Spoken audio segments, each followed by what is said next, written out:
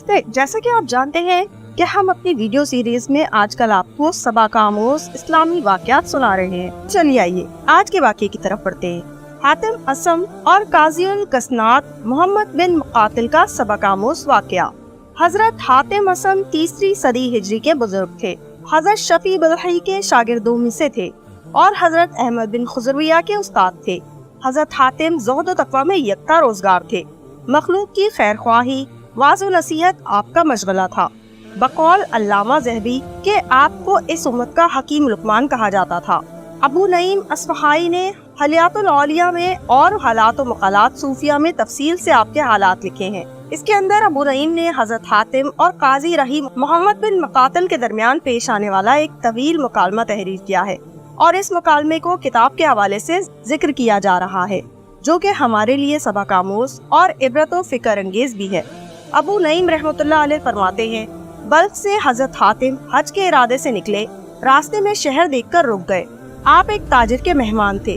تاجر نے ایک دن ان سے کہا کہ شہر کے ایک بہت بڑے عالم بیمار ہیں، میں ان کی عیادت کے لیے جا رہا ہوں۔ حضرت حاتم نے کہا کہ اگر عالم ہے تو میں بھی چلتا ہوں، کیونکہ فقیر کی عیادت کی بڑی فضیلت ہے، بلکہ فقیر کی طرف دیکھنا بھی عبادت ہے۔ دراصل یہ قاضی القسنہ محمد بن مقاتل تھے، اس زمانے میں بیمار ہو گئے تھے۔ جب حضرت حاتم اس مہمان تاجر کے ساتھ قاضی صاحب کے دروازے پر پہنچے تو دیکھا کہ دروازہ کیا ہے، وہ تو بڑی عظیم و شان ڈیوڑی کا آستانہ ہے۔ حضرت حاتم سوچ و فکر میں پڑ گئے اور بولے، ایک عالم کے دروازے کا یہ حال ہے۔ تھوڑی دیر بعد اندر سے بلاوا آیا۔ جب ڈیوڑی میں داخل ہوئے تو کیا دیکھتے ہیں کہ پھولوں کا چمن ایک طرف ہے، فوارے سے پانی اچھل رہا ہے اور ایک کمرے کے سامنے پردے پڑے ہوئے ہیں اور لوگوں کا ایک مجمع ہے، یعنی نوکروں اور چاکروں کا مجمع ہے۔ حضرت حاتم کی حیرت بڑھتی جا رہی تھی۔ آخرکار قاضی صاحب کے سامنے پہنچے تو دیکھا کہ ایک مکلف گدا بچھا ہوا ہے، اس پر قاضی صاحب آرام فرما رہے ہیں۔ قاضی صاحب کے سرہانے لائنیں بنائے ہوئے غلام کھڑے ہیں۔ مہمانوں کو دیکھ کر قاضی صاحب اپنی مسند پر بیٹھ گئے اور حضرت حاتم سے بھی کہا کہ تشریف لائیں بیٹھے، لیکن وہ کھڑے ہی رہے۔ جب قاضی صاحب نے بیٹھنے پر اصرار کیا اور ان کو دیکھا کہ انکار پر انکار کیے جا رہے ہیں تو قاضی نے حاتم اسم سے پوچھا کہ آپ کسی ضرورت سے تشریف لائے ہیں؟ حضرت حاتم نے کہا کہ ایک مسئلہ دریافت کرنا چاہتا ہوں۔ قاضی صاحب نے کہا کہ پوچھئے، ذرا اطمینان کے ساتھ بیٹھ جائے۔ غلام سامنے کھڑے تھے، تکیے قاضی صاحب کے پیٹھ کے پیچھے رکھ دیے گئے۔ قاضی صاحب ان سے ٹیک لگائے بیٹھ گئے، انتظار کرنے لگے کہ حاتم اسم کیا پوچھیں گے۔ اس کے بعد یہ مکالمہ دونوں میں شروع ہوا۔ حاتم اسم: آپ نے یہ علم کن لوگوں سے سیکھا ہے؟ قاضی: بڑے بڑے معتبر اساتذہ سے۔ حاتم اسم: ان کے پاس علم کہاں سے آیا تھا؟ قاضی: رسول اللہ صلی اللہ علیہ وسلم کے صحابہ سے۔ حاتم اسم: رسول اللہ صلی اللہ علیہ وسلم کے پاس علم کہاں سے آیا تھا؟ قاضی: جبرائیل علیہ السلام لائے تھے۔ حاتم اسم: ہاں، تو ذرا یہ فرمائے کہ آپ کے پاس علم کا جو ذخیرہ ہے وہی ذخیرہ ہے جسے اللہ سے جبرائیل نے پایا اور جبرائیل نے رسول اللہ صلی اللہ علیہ وسلم کو پہنچایا اور رسول اللہ صلی اللہ علیہ وسلم سے یہ ذخیرہ صحابہ تک پہنچا اور صحابہ سے آپ کے بڑے بڑے معتبر اساتذہ تک پہنچا۔ اس ذخیرے میں کہیں قاضی کی شان و شوکت کی طرف اشارہ کر کے اس کی بھی اطلاع دی گئی ہے کہ جس کا گھر امیروں کے گھر کی مانند ہوگا اور جس کے پاس امیرانہ ٹھاٹ باٹ ہوگا، اللہ کے نزدیک اس کا مرتبہ سب سے بلند ہوگا۔ قاضی: نہیں، یہ تو میں نے نہیں سنا۔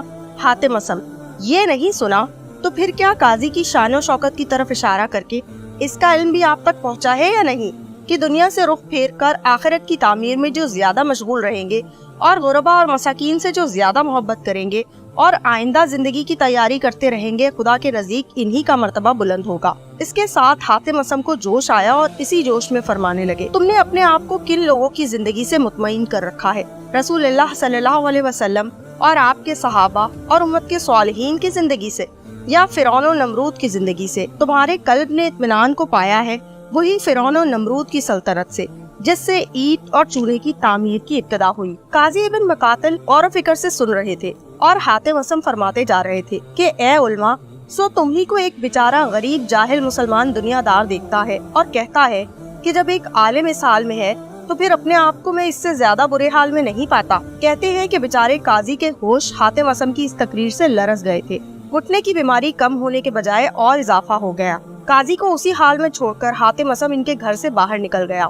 ابو نعیم آگے تحریر فرماتے ہیں کہ اہل رائے کو جب اس واقعے کا علم ہوا تو انہوں نے حاتم اسم سے عرض کیا کہ حضور، कज़वियन के तनाफसी ऐश परस्ती में इनसे बहुत आगे बढ़े हुए हैं। हज़रत हातिम असम तनाफसी के पास पहुँचे और एक नावाकिफ शक्ल में काजी तनाफसी से वजू करने का तरीका पूछा। उन्होंने बतलाया। हातिम असम ने कहा, मैं आपके सामने वजू करता हूँ, कोई गलती रह जाए तो दुरुस्त करवा दीजिएगा। ये कहकर वजू करने लगे। इब्तिदा में तो 3-3 दफा हर वजू को धोया। जब हाथ धोने की बारी आई तो बजाय 3 दफा के 4 दफा हाथों को धोया। काजी तनाफसी ने टोका कि तुमने गलती की है। पूछा कि क्या गलती की है। काजी तनाफसी ने कहा, 3 बार से ज्यादा धोना पानी को बेकार जाया करना है और शरीयत में इसको इसराफ यानी फुजूल खर्ची करार दिया गया है। तब हजरत हातिम असम ने सर उठाया और कहने लगे, सुबहान अल्लाह, मैं गरीब आदमी के एक पानी का चुल्लू बहाकर इसराफ का मुर्तकिब ठहराया गया और जनाबे वाला ने ये तमतराब जो इकट्ठा कर रखा है, आखिर ये क्या है।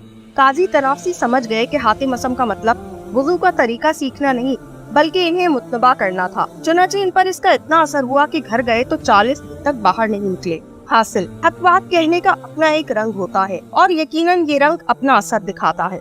चुनांचे इस वाक़ये से सबक हासिल करते हुए हमें भी चाहिए कि हमेशा हक बात कहें और इस वाक़ये से हमें ये भी सबक मिलता है कि हम सिर्फ दुनिया ही के पीछे न भागे बल्कि अपनी आखिरत को भी मद्देनजर रखें। अल्लाह ताला हम सबको अमल करने की तौफीक अता फरमाए। आमीन या रब्बुल आलमीन। तो दोस्तों, उम्मीद करते हैं हमारी आज की वीडियो आपको पसंद आई होगी। अगर आपको हमारी आज की वीडियो पसंद आई तो हमारे चैनल मालूमात को लाइक कीजिए और शेयर कीजिए और बेल आइकन को दबाना बिल्कुल मत भूलिए ताकि हर नई आने वाली वीडियो की नोटिफिकेशन आपको मिल सके। अल्लाह हाफिज।